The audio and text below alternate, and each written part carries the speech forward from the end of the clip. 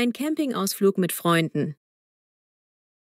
Es ist ein warmer Samstagmorgen und Alex hat mit seinen Freunden beschlossen, ein Wochenende auf einem Campingplatz in der Natur zu verbringen. Alle lieben die frische Luft, das Lagerfeuer und die Freiheit, die das Campen mit sich bringt. Alex packt früh am Morgen seinen Rucksack. Er legt Zelt, Schlafsack, Proviant und einen kleinen Kocher hinein. Zusammen mit seinen Freunden Ben, Mia und Sarah trifft er sich vor seinem Haus. »Ich freue mich so auf das Camping«, sagt Alex. Ben antwortet, »Ich auch. Die Natur ist wunderbar und das Lagerfeuer wird toll.« Mia und Sarah nicken zustimmend. Mit dem Auto fahren sie in ein kleines Dorf, wo der Campingplatz liegt. Der Weg führt durch grüne Felder und entlang eines kleinen Flusses. Die Sonne scheint und alle unterhalten sich fröhlich. »Schaut, wie schön die Landschaft ist«, sagt Sarah. »Das ist perfekt«, meint Mia. Am Campingplatz angekommen, suchen sie einen schönen Platz, um ihr Zelt aufzubauen. Der Platz liegt nahe an einem kleinen See und umgeben von Bäumen. Alex und Ben beginnen, das Zelt aufzubauen, während Mia und Sarah sich um den Lagerplatz kümmern. »Wir müssen hier das Zelt fest verankern«, erklärt Alex und verwendet Heringe und Seile. Bald steht das Zelt und alle sind zufrieden mit ihrer Arbeit. Nach dem Aufbau machen sie einen kleinen Spaziergang rund um den Campingplatz. Sie sehen den See, in dem Boote sanft schaukeln und hören das Zwitschern der Vögel. »Ich liebe das Campen«, sagt Ben. »Hier kann man richtig abschalten«, fügt Sarah hinzu. Zur Mittagszeit bereiten sie ein einfaches Picknick vor. Mia kocht ein paar Nudeln mit frischer Tomatensauce, während Sarah Salat schneidet. Alex hilft beim Tischdecken und Ben bringt selbstgemachte Limonade mit. »Das Essen schmeckt in der Natur noch besser«, meint Alex, als sie gemeinsam am Picknicktisch sitzen. Nach dem Mittagessen beschließen sie, einen kleinen Spaziergang in den nahegelegenen Wald zu machen. Sie folgen einem schmalen Pfad, der zwischen hohen Bäumen hindurchführt. Unterwegs sammeln sie bunte Blätter und sehen verschiedene Tiere, wie Eichhörnchen und Vögel. »Schaut mal, ein Eichhörnchen«, ruft Mia. Alle lachen und sie machen ein paar Fotos. Am späten Nachmittag kehren sie zum Campingplatz zurück. Jetzt bereiten sie das Lagerfeuer vor. Ben sammelt trockenes Holz und Alex baut einen kleinen Feuerplatz. »Das Feuer wird gleich angezündet«, erklärt Alex. Sarah zündet schließlich mit einem Feuerzeug das Holz an und bald flackert ein warmes, gemütliches Feuer. Beim Lagerfeuer sitzen sie zusammen auf Klappstühlen und erzählen sich Geschichten. Es gibt Marshmallows, die sie rösten, und sie singen alte Lieder. »Das ist so schön«, sagt Ben, während er in das Feuer schaut. »Hier fühle ich mich frei und glücklich«, meint Sarah. Als es dunkel wird, leuchten die Sterne am Himmel. Die Freunde liegen auf Decken und blicken in den klaren Nachthimmel. Sie sprechen über ihre Träume und die Zukunft. »Ich möchte einmal weit reisen«, sagt Mia leise. »Und ich will viele neue Abenteuer erleben«, ergänzt Alex. Am nächsten Morgen erwacht die Gruppe früh, um den Sonnenaufgang zu beobachten. Die kühle Morgenluft und das goldene Licht machen den Moment unvergesslich. »Das ist der schönste Sonnenaufgang, den ich je gesehen habe«, flüstert Ben. Alle genießen diesen friedlichen Start in den Tag. Nach dem Frühstück packen sie ihre Sachen zusammen. Sie nehmen Abschied von dem schönen Campingplatz und fahren mit dem Auto zurück in die Stadt. »Das war ein tolles Wochenende«, sagt Alex. »Ich freue mich schon auf unseren nächsten Campingausflug«, meint Sarah. Zu Hause angekommen, denkt Alex an die vielen schönen Momente und schreibt in sein Tagebuch: »Ich habe ein Wochenende in der Natur verbracht und viele neue Wörter gelernt, zum Beispiel Zelt, Lagerfeuer und Picknick. Das Campen mit Freunden war ein echtes Abenteuer.« Er lächelt und freut sich auf weitere Erlebnisse in der freien Natur. So endet ein erlebnisreicher Campingausflug, der Alex und seinen Freunden viele schöne Erinnerungen und neue deutsche Vokabeln geschenkt hat. Ein Besuch in der Bäckerei. Es ist ein frischer Morgen und Michael hat sich entschlossen, in die Bäckerei um die Ecke zu gehen. Er liebt den Duft von frischem Brot und Gebäck. Heute möchte er nicht nur einkaufen, sondern auch ein bisschen Deutsch lernen, indem er mit den Bäckern spricht und neue Wörter über Lebensmittel lernt. Michael steht früh auf, zieht sich seine Lieblingskleidung an und frühstückt ein kleines Brötchen mit Marmelade. Danach verlässt er seine Wohnung und macht sich auf den Weg zur Bäckerei. Auf dem Weg hört er leise Musik und sieht, wie die Sonne langsam aufgeht. Heute ist ein guter Tag für frisches Brot, denkt er. In der Bäckerei angekommen, wird er von der freundlichen Bäckerin begrüßt. »Guten Morgen! Was darf es heute sein?« Michael überlegt kurz und sagt, »Ich hätte gerne ein frisches Bauernbrot und 2 Croissants, bitte.« Die Bäckerin lächelt. »Natürlich, bitte warte einen Moment.« Während Michael wartet, schaut er sich in der kleinen, gemütlichen Bäckerei um. Überall hängen Bilder von glücklichen Kunden und alten Backrezepten. Er sieht auch viele verschiedene Brotsorten, Kuchen und Kekse. Als die Bäckerin das Brot und die Croissants übergibt, bedankt sich Michael höflich. »Vielen Dank!« Er bezahlt an der Kasse und verlässt die Bäckerei mit einer Papiertüte in der Hand. Auf dem Heimweg denkt Michael an die vielen Wörter, die er heute gehört hat. Brot, Croissant, Bäcker, Teig, Backen, schreibt er in sein Notizbuch. Er freut sich, dass er so viele neue Vokabeln gelernt hat und plant auch zu Hause frisches Brot zu essen. Zu Hause angekommen, setzt sich Michael an den Tisch und schneidet das Bauernbrot in Scheiben. Er bereitet sich ein kleines Frühstück vor und genießt den leckeren Geschmack des frisch gebackenen Brotes. »Das Brot ist so knusprig und lecker«, sagt er zufrieden. Er trinkt dazu einen heißen Kaffee und liest ein paar Seiten eines deutschen Buches, um weiter zu üben. Später am Vormittag kehrt Michael in die Bäckerei zurück, um noch ein paar Süßigkeiten zu kaufen. Diesmal entscheidet er sich für einen Apfelkuchen und ein paar Schokocroissants. »Heute probiere ich etwas Neues«, sagt er und lächelt. Die Bäckerin zeigt ihm, wie der Apfelkuchen zubereitet wird und erklärt, »Wir mischen frische Äpfel mit Zimt und backen den Kuchen im Ofen.« Michael hört aufmerksam zu und notiert auch diese Wörter. Äpfel, Zimt, Ofen, Backen. Nach dem Kauf nimmt Michael Platz in einem kleinen Café, das an die Bäckerei angeschlossen ist.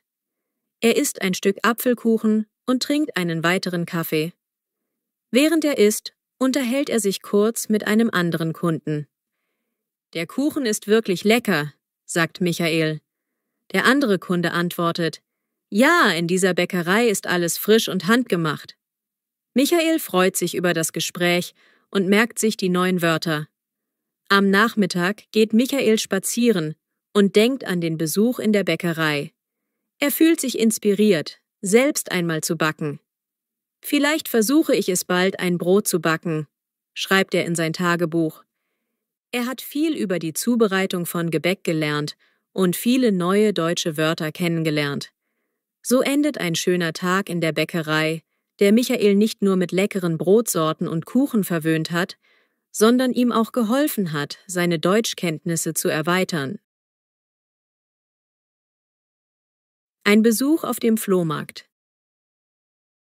Es ist ein kühler Samstagmorgen und Clara hat sich entschlossen, den Flohmarkt in ihrer Stadt zu besuchen. Sie liebt es, nach alten Schätzen zu suchen und möchte heute viele neue Wörter auf Deutsch lernen. Clara freut sich auf bunte Stände, interessante Gegenstände und nette Gespräche mit den Verkäufern. Clara steht früh auf, zieht einen warmen Pullover und bequeme Schuhe an und frühstückt ein frisches Brötchen mit Butter. Mit ihrer Einkaufstasche und ihrem Notizbuch macht sie sich auf den Weg zum Flohmarkt. Unterwegs hört sie leise Musik und spürt die frische Morgenluft. »Ich bin gespannt, was ich heute finde«, denkt sie.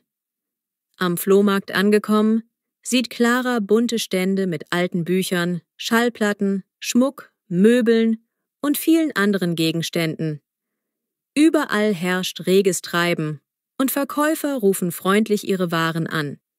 »Guten Morgen. Wie viel kostet dieses alte Buch?« fragt Clara einen netten Verkäufer. Der Verkäufer lächelt und antwortet, »Das Buch kostet 2 €. Clara überlegt kurz und kauft das Buch. Sie schreibt in ihr Notizbuch, Buch, Flohmarkt, alt, interessante Wörter zum Lernen. Weiter schlendert sie von Stand zu Stand. An einem Stand findet sie alte Schallplatten und hört sich mit einem Kopfhörer einige Lieder an. Die Musik klingt so nostalgisch, meint sie und notiert sich das Wort nostalgisch. An einem anderen Stand entdeckt sie kleinen Schmuck, bunte Ketten und Armbänder. Ein Verkäufer zeigt ihr einen hübschen Anhänger und erklärt, dieser Anhänger ist handgemacht. Clara wiederholt, handgemacht, sehr schön. Sie kauft den Anhänger und freut sich über das einzigartige Stück. Während sie über den Flohmarkt geht, unterhält sich Clara mit einem anderen Besucher. »Haben Sie schon etwas Besonderes gefunden?« fragt der Besucher. Clara antwortet, »Ja, ich habe ein altes Buch und einen handgemachten Anhänger gekauft. Und Sie?« Der Besucher zeigt auf eine antike Uhr und sagt, »Ich suche nach dieser alten Uhr. Sie ist sehr wertvoll.« Clara hört aufmerksam zu und schreibt in ihr Notizbuch, Uhr, antik, wertvoll, neue Vokabeln. Clara genießt auch die kleinen Essensstände auf dem Flohmarkt. An einem Stand gibt es frisch gebratenen Würstchen, Pommes und kalten Eistee. Sie entscheidet sich für ein Würstchen und einen Eistee. »Das schmeckt so lecker«, sagt sie, während sie isst. Sie unterhält sich kurz mit dem Verkäufer, der ihr auch einige Tipps gibt, wie man günstig einkauft. »Auf Flohmärkten kann man echte Schätze finden«, sagt der Verkäufer. Clara nickt und lächelt. Am späten Vormittag, nachdem sie viele Stände besucht hat, setzt sich Clara auf eine kleine Bank. Sie blättert in ihrem Notizbuch und sieht sich die neuen Wörter an, die sie gelernt hat. Flohmarkt, alt, handgemacht, antik, wertvoll, nostalgisch, liest sie leise. Sie fühlt sich stolz, dass sie viele neue Vokabeln gesammelt hat und dass der Tag so interessant war. Nachdem sie noch ein paar letzte Stände besucht hat, kauft Clara ein kleines Souvenir, um sich an den Tag zu erinnern. Einen alten Schlüssel, den sie sehr schön findet. »Dieser Schlüssel ist ein echtes Kunstwerk«, sagt sie zu sich selbst. Der Verkäufer lächelt und sagt, »Er stammt aus alten Zeiten.« Clara bedankt sich und notiert sich Schlüssel, alt, Kunst, Zeit in ihrem Heft. Später am Nachmittag verlässt Clara den Flohmarkt. Auf dem Heimweg denkt sie an all die interessanten Gegenstände, die sie gesehen hat, und an die netten Gespräche. Zu Hause angekommen, räumt sie ihre Einkäufe sorgfältig ein und setzt sich an ihren Schreibtisch, um ihr Tagebuch zu schreiben. Heute war ein spannender Tag auf dem Flohmarkt. Ich habe viele neue Wörter gelernt und tolle Schätze gefunden. Ich freue mich schon auf meinen nächsten Besuch. Clara fühlt sich inspiriert und motiviert, noch mehr über die deutsche Sprache und Kultur zu lernen. So endet ein erlebnisreicher Tag auf dem Flohmarkt, der Clara nicht nur schöne Erinnerungen, sondern auch viele neue deutsche Vokabeln und Freude am Entdecken alter Schätze geschenkt hat. Ein Tag an der Universität. Es ist ein frischer Morgen und Anna ist Studentin an einer großen Universität. Heute hat sie viele Vorlesungen und möchte gleichzeitig ihre Deutschkenntnisse verbessern. Anna steht früh auf, frühstückt ein belegtes Brot mit Käse und trinkt einen heißen Kaffee. Dabei liest sie kurz die Tagesübersicht in ihrem Kalender. Heute wird ein ereignisreicher Tag an der Uni, denkt Anna und packt ihren Rucksack mit Büchern, Notizbuch und Stift. Auf dem Weg zur Universität fährt Anna mit dem Fahrrad. Die Straßen sind ruhig und die Sonne scheint sanft. Unterwegs grüßt sie freundliche Nachbarn und fährt durch den Park, wo Kinder spielen. Anna genießt die frische Luft und denkt: Die Uni ist nicht nur ein Ort zum Lernen, sondern auch ein Teil meines Alltags. An der Universität angekommen, betritt Anna zuerst das große, moderne Verwaltungsgebäude. Sie holt sich an der Information ihr Stundenplanheft und hört kurze Ansagen auf Deutsch. Vorlesungen beginnen um 8:30 Uhr, liest sie leise mit. Dann geht sie zu ihrem ersten Unterricht, einer Vorlesung in Wirtschaft. Der Hörsaal ist groß und viele Studierende sitzen bereits an ihren Plätzen. Anna findet einen freien Platz in der Mitte. Der Dozent betritt den Saal und begrüßt alle. Guten Morgen, liebe Studierende. Heute sprechen wir über Marktmechanismen.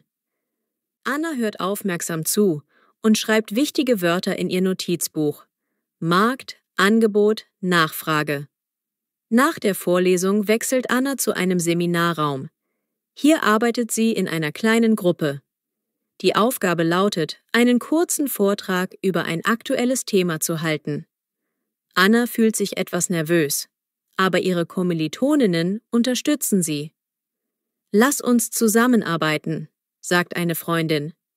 Gemeinsam erarbeiten sie einfache Sätze und üben den Vortrag. Das Thema ist spannend, meint Anna und freut sich, neue Vokabeln wie Thema, Diskussion und Präsentation zu lernen. Zur Mittagspause geht Anna in die Mensa der Universität. Dort gibt es viele verschiedene Gerichte und die Tische sind voller fröhlicher Studierender. Sie kauft sich einen Teller mit Nudeln und Salat und setzt sich mit einigen Freunden an einen Tisch. Während sie essen, unterhalten sie sich über den Unterricht und das Wochenende. Ich lerne jeden Tag etwas Neues, sagt Anna. Die Freunde lachen, erzählen Anekdoten und geben sich gegenseitig Tipps für das Deutschstudium. Nach der Pause besucht Anna die Bibliothek. Die Bibliothek ist ruhig und modern. Sie sucht sich ein Buch über Wirtschaft und liest im Lesesaal einige Seiten. Zwischendurch notiert sie sich unbekannte Wörter und deren Bedeutungen. Das ist sehr lehrreich, denkt Anna und schreibt in ihr Tagebuch: Heute habe ich viel über Wirtschaft gelernt. Neue Wörter: Bilanz, Investition und Rendite. Später am Nachmittag hat Anna noch einen Sprachkurs. Dort sitzt sie mit anderen Deutschlernenden in einem kleinen Klassenzimmer. Der Lehrer spricht langsam und erklärt Grammatikregeln. Bitte wiederholen Sie nach mir: Der Markt, die Nachfrage, das Angebot, sagt der Lehrer. Anna wiederholt fleißig mit und fühlt sich immer sicherer im Sprechen. Am Abend kehrt Anna müde, aber glücklich in ihre Wohnung zurück. Zu Hause kocht sie sich ein leichtes Abendessen und setzt sich danach an ihren Schreibtisch. Heute war ein schöner Tag an der Uni, schreibt sie in ihr Tagebuch. Sie notiert alle neuen Wörter, die sie gelernt hat, und freut sich, dass sie jeden Tag ein bisschen besser Deutsch spricht. So endet ein erlebnisreicher Tag an der Universität, der Anna nicht nur Wissen vermittelt, sondern auch ihren Alltag bereichert hat. Ein Arbeitstag im Büro. Es ist ein typischer Montagmorgen und Michael beginnt seinen Arbeitstag in einem modernen Bürogebäude. Michael arbeitet als Sachbearbeiter in einer kleinen Firma. Heute möchte er nicht nur seine Aufgaben erledigen, sondern auch sein Deutsch verbessern. Michael steht früh auf, frühstückt ein Müsli mit frischem Obst und trinkt einen Tee. Er zieht seine Businesskleidung an, nimmt seinen Laptop und sein Notizbuch und fährt mit dem Fahrrad zum Büro. Ein neuer Tag, Zeit, produktiv zu sein, denkt er und genießt die frische Morgenluft.